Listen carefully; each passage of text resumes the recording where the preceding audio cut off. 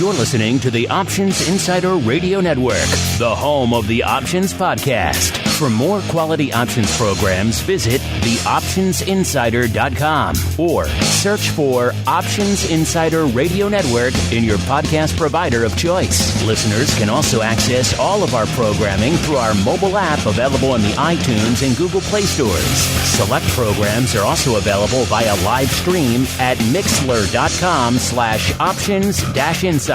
That's mixlr.com/options-insider. Don't forget to follow along with your favorite programs and submit your own questions for the hosts at twitter.com/options, stocktwits.com/options, facebook.com/theoptionsinsider, or via questions at theoptionsinsider.com.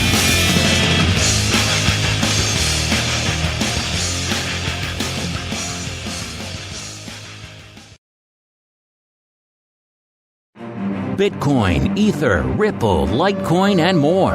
Cryptocurrencies and other digital assets are taking the financial world by storm. This exploding market provides everything a savvy trader needs: volatility, volume, and liquidity. Provided you know how to find it. That's where we come in. Welcome to the Crypto Rundown. Each week we'll break down the latest trading activity, trends, and developments on everything from coins to tokens, futures, and even OTC options. If it's moving the crypto markets, then you'll find it on the Crypto Rundown. This program is brought to you by Genesis Volatility, also known as GVOL, home of institutional-grade crypto options analytics. Whether you're trading CeFi options or DeFi options, cryptocurrencies move. Use GVOL Analytics to analyze implied volatility, model realized volatility, structure positions, and unlock alpha. For more information, visit gvol.io. That's GVOL.io. Now it's time to dive into the exploding world of cryptocurrencies and digital assets. It's time for the Crypto Rundown.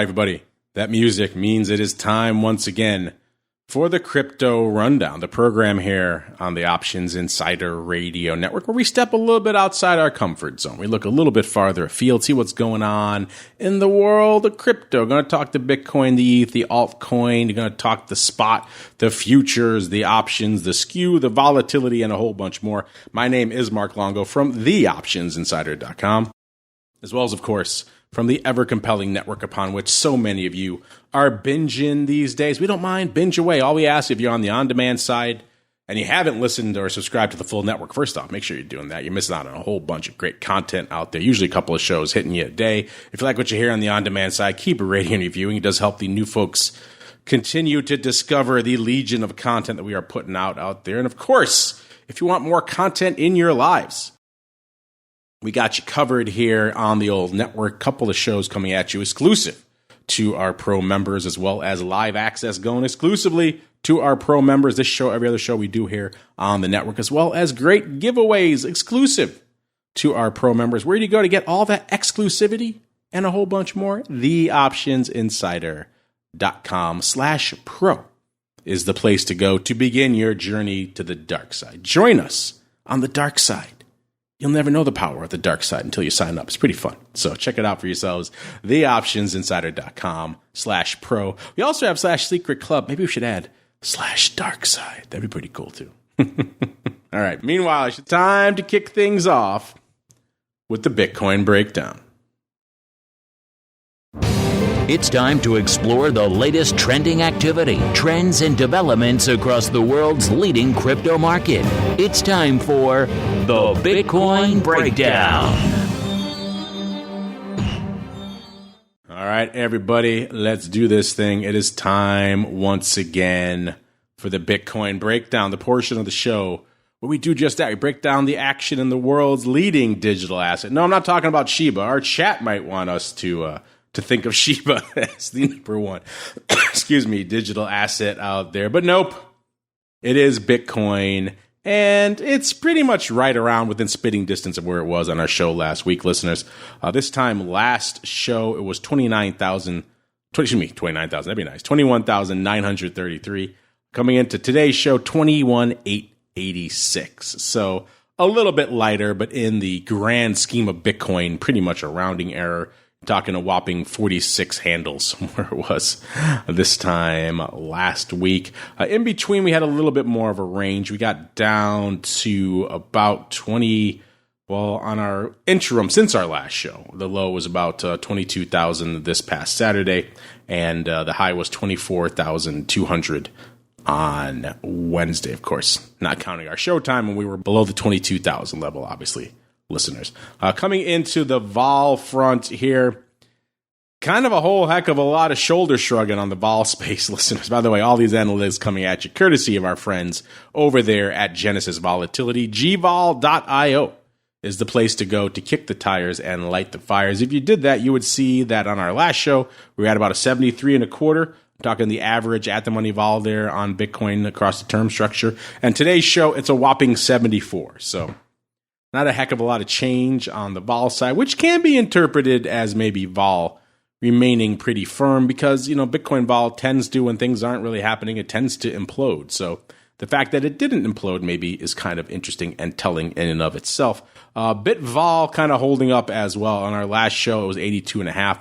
This show, 81.30. Of course, Bit vol, our friend Simon Ho's 30-day rolling effectively Bitcoin VIX out there. And of course, let's get into the SKEW. On our last show, we saw the SKEW had lightened up. It had been very markedly negative for the better part of the last month or two. It was only -2 on our last show. It had come up quite a bit. And it's still about that level this week. It's about a -1.8. So right around that same level. Still negative, but only slightly so.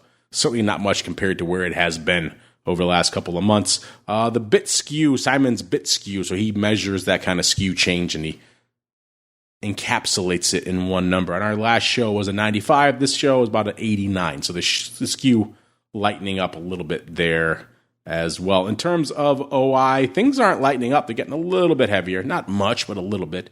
On the call front out there on Deribit, which is still the big dog when it comes to overall crypto volume, we had the calls at about 147,500 contracts, up about 13,000 contracts from this time last week. The puts, 86,300 contracts opens up about 3,300 from this time last week. July coming up against it, but still got another week in it or so on the show. And July still leading the dance right now with 77,000 contracts open. That's up 9,000 contracts from this time last week. But it ain't a heck of a lot when you talk about the gains we've seen. And we'll talk about those in a sec. We'll get to December in a second. September, 56,000 contracts. So it's starting to close in on July. Obviously not quite there yet. Won't catch it before July goes off the board. So we'll see September leading the dance for a little bit, unless December can keep up this pace. September this week up 1,000 contracts to 56,000. Then December, it's 49,000 contracts. So hot on the heels of September. December up 11,000 contracts this week. So that's a big jump out here in December. We're seeing a lot of action in December across the board. We'll get to it a little bit later in ETH as well. In terms of action, in terms of positions, what are the size positions that are open in Bitcoin options right now? Well, let's find out, listeners. Number 5 is the 40,000 strike that has 10,100 contracts open. It's up about 2,600 from this time last week, followed by number 4, the 15,000 strike that has 9,000 contracts open. That's unchanged from last week. Number 3, the 20,000 strike. So we've started off pretty optimistic, then we jumped back down to 15K. Now we're getting a little bit, pretty much right around the at-the-money level right now, quite frankly. That's got 11,500 contracts open. That's down 500. Then we're jumping up again, a little bit more optimistic to the 30K strike for number 2. That has 14,200 contracts open. That's up 900 from this time last week. And then number 1 with the bullet, 25,000 strike yet again, has 17,600 contracts open. It's up a whopping 600 from this time last week. It's not a lot of... Outside of the 40K strike, not huge swings in the OI this week. But we had a pretty active week all things considered. I mean, we are in July, not known for being a rock'em sock'em robots period. We saw the biggest day, the busiest day since our last show, the July 19th trading session, 19,900 contracts going up. On the 20th, right, the day after, we saw 19,300. So not world-beating numbers, but steady, heavy volume. That goes back to the 12th. The 12th, you saw 19,600 contracts. So it's been pretty steady over the last couple of weeks. You got to go all the way back to June 13th to really see the big dog day. That was 54,400 contracts. Nothing obviously reaching that, but steady paper for most of this past week, which is kind of interesting out there. Let's see if we saw steady paper on the CME front. CME, the big dog, Bitcoin options. We saw a whopping 49 going up on Friday. It's not a lot. It's light compared to what we've seen of late, but historically, that's actually a decent amount for the Bitcoin options, which never have really set the world on fire, the big 5x multiplier contracts. In terms of OI, we saw that tick up a little bit. It's up to about 4,133. It's up about 600 contracts from where it was this time last week. So a few signs of life out there. The Bitcoin futures, the big dogs on the Bitcoin futures front, same kind of story out there. We saw decent paper, but nothing blowing the doors off. About 8,000 going up on Friday, and the OI ticking up a whopping 100 contracts to 13,800. Actually, kind of surprisingly quiet on the micro Bitcoin futures front on last week. We saw 9,100 contracts going up on Friday. The OI ticking up a little bit, about 2,000 contracts to about 22,000. All in all, kind of a quiet week on the CME front, at least from the Bitcoin side. We'll see if we can get more action in ETH when we head on into the altcoin universe. It's time to move beyond Bitcoin and find out what's moving the rest of the crypto marketplace. It's time to boldly venture into the altcoin universe. All right, everybody, let's dive in and explore the altcoin universe. Let's start, as we always do, breaking down the top 10 from a market cap perspective. Number 10, still our old friend, the Doge, just keeping the death grip on the number 10 spot there. 8.6 billion worth of market cap. So that's pretty much right a similar level to what it was this time last week. Number 9, we got Solana, 13.3 billion worth of market cap. Number 8, Cardano, 16.5 billion. Number 7, XRP, about 16.6 billion. So Cardano and XRP hanging out neck and neck. Number 6, Binance USD, 17.9 billion. Number 5, BNB, 41 billion. So again, we have that massive jump from 6 to 5. Remains the case again this week, listeners. Number 4, USD Coin, 55 billion. Number 3, Tether, 65.8 billion. Numero Due, our old friend ETH, 184.5 billion. And number 1, the big dog, 417 billion for Bitcoin. In terms of action for the number 2 out there from market cap, even though number 1, a lot of your hearts, it's ETH. Looking a little bit rosier, a little bit brighter this week than last week. Not much. It was about 1482 on our last show, 1517 when we kicked off the show today. So 34, almost 35 handles to the upside. In terms of lows, we didn't get much lower than that ever since our last show, actually. Got down to about 1475. We got higher, though, got up to about 1638. So we had a little bit of a range there. So ETH managing to hold on to these levels here, which is kind of interesting.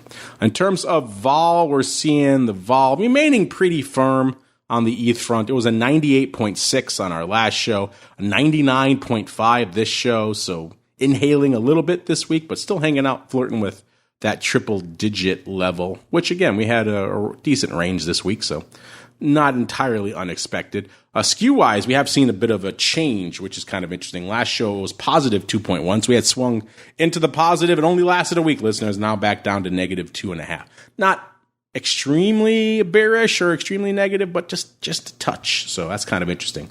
In terms of OI, we did see some action this week on the ETH front.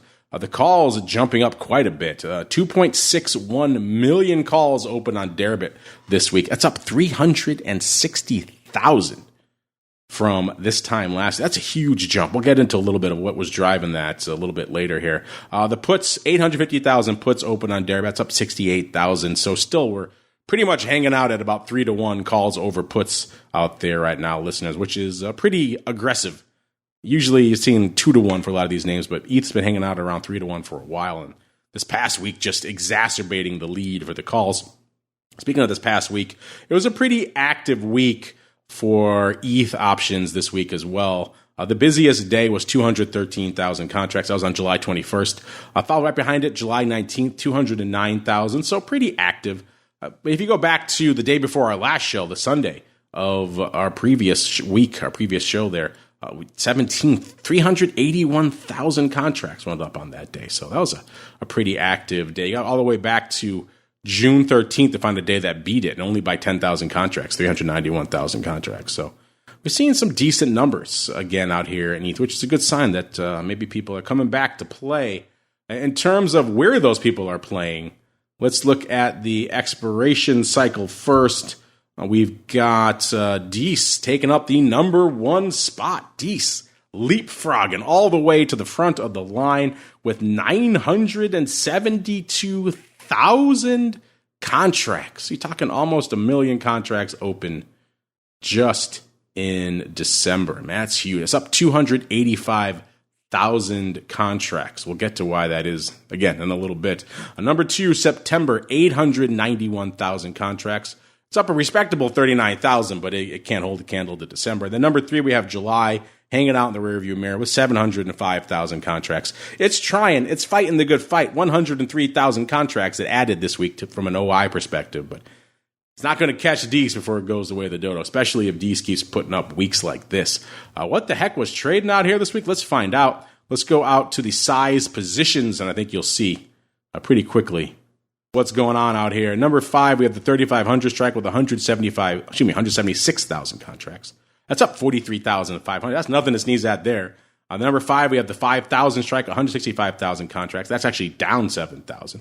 Number 4, we have the 2,500 strike, 179,000 contracts open there. That's a newcomer to our top 5. Number 2, we have the 4,000 strike with 187,000 contracts. That's up about 5,000. That's not going to really move the needle. So the number 1 strike, though, the 3,000 strike, now has 276,000 contracts on it. That is a newcomer to our top 5 and a huge jump. And that, when you look at the big jump in DEES and the big jump in the 3,000 strikes, I was doing some cursory scans right before the show started. The DEES 3,000s were where the action was this week, listeners. People buying 200 lots, 500 lots, more here or there. The OI swung by about 130,000 contracts over the past week. So a lot of people piling in to the December 3,000s in ETH right now. And it seems like the lion's share of those were buying. I mean, obviously, we didn't have a chance to look at every single trade, but a lot of the ones we saw, the sizable ones coming across our tape, were opening buys. So intriguing stuff. What are your thoughts there, listeners? Is this it? Is this the nadir? Have you already seen the nadir for crypto winter 2.0 or 3.0, whatever phase we're in here? Has the worm already turned? Are we rally at 3,000 by December? You think we'll be there? I mean, we were there not too long ago, so I guess from that perspective, it isn't that far away. But still, that's quite a pop. Are you some of the folks who are loading up on these December 3,000s, adding over 100,000 in OI just in the past week? Hit us up. Let us know. I'm very intrigued about your thoughts about these. I want to do a little bit more digging after the show. Maybe we'll have a little bit more in terms of what was going on with these over the course, maybe on our next show, or maybe even throughout the week of some of our other content, because that is fascinating to me to see so many 100,000+ contracts of new positioning on the December 3,000s. That's interesting. Obviously, the 3,500s going up 43,000 times as well. So I want to look there as well, see if there was some ratio trading, but still intriguing stuff. Excuse me, on the DEES 3,000s. Listener, let's see if the CME ETH contracts can keep up. And the answer, they did decent paper. I mean, these are big multiplier futures, listeners. 7,800 contracts going up on Friday. That's nothing to sneeze at out there, even though the OI is down about 100 to 3,800 contracts. Let's go out to Microland. Let's see if you folks are hanging out there this week. Micro ETH futures.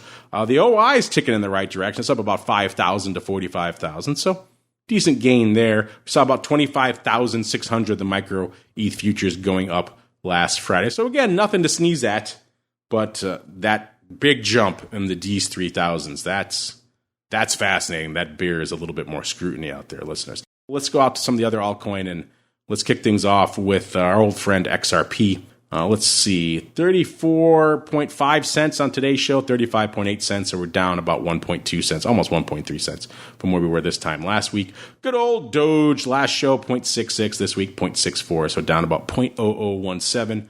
Litecoin, 56.96 last week, 56 and a quarter this week, so down about 0.7.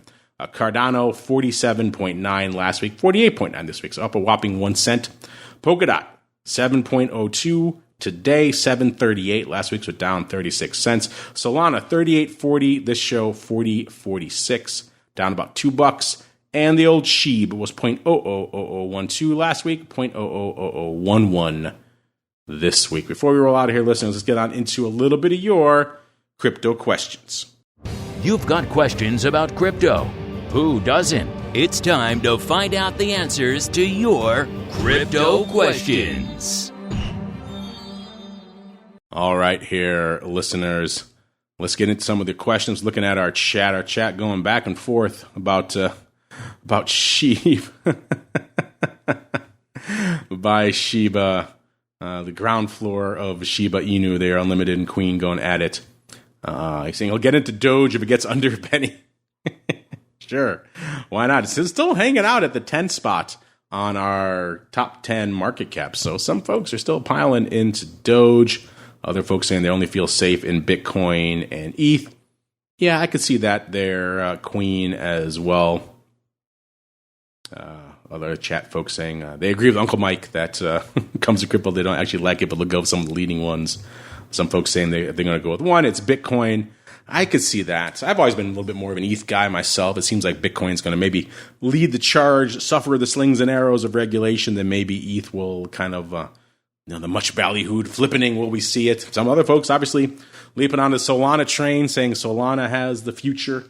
Either way, intriguing stuff afoot out here. Speaking of intriguing stuff, let's get to the question we asked you folks last week on the show.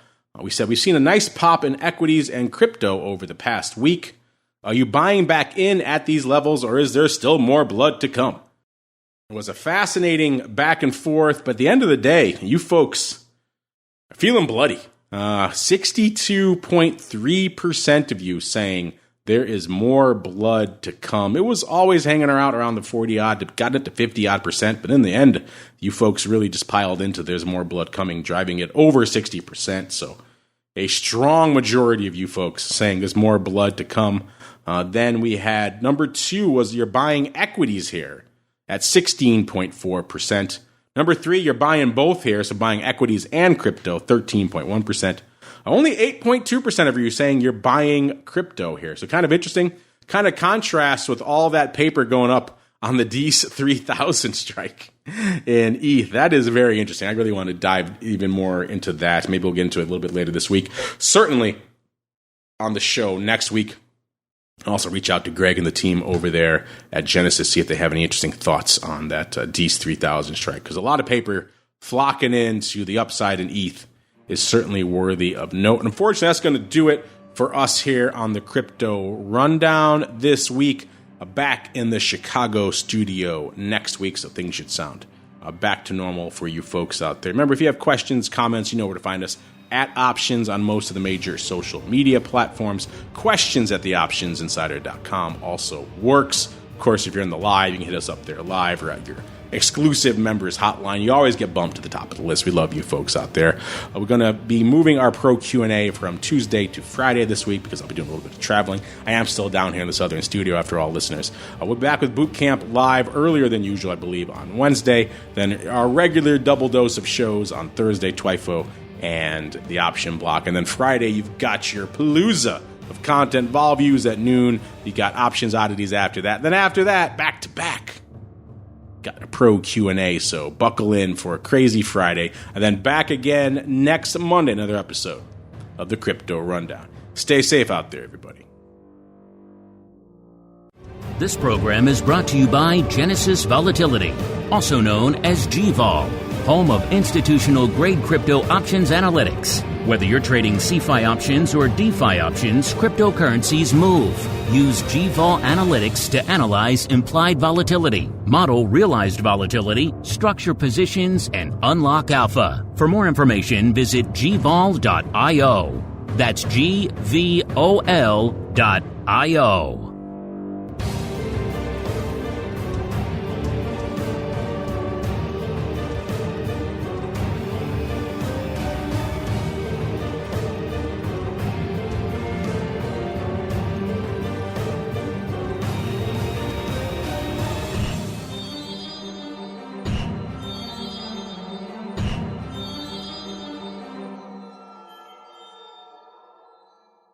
You're listening to the Options Insider Radio Network, the home of the Options Podcast. For more quality options programs, visit theoptionsinsider.com or search for Options Insider Radio Network in your podcast provider of choice. Listeners can also access all of our programming through our mobile app available in the iTunes and Google Play stores. Select programs are also available via live stream at mixlr.com/options-insider. That's mixlr.com/options-insider. Don't forget to follow along with your favorite programs and submit your own questions for the hosts at twitter.com/options, stocktwits.com/options, facebook.com/theoptionsinsider, or via questions at theoptionsinsider.com.